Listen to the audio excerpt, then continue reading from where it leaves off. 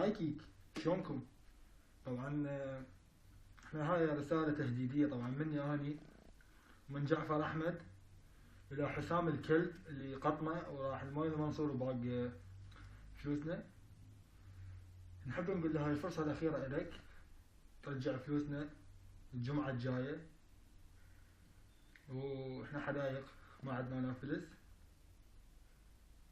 فترجع فلوسنا بأقرب وقت نريد، لأنه أنت كذبت علينا وديتنا المول المنصور وقطيتنا.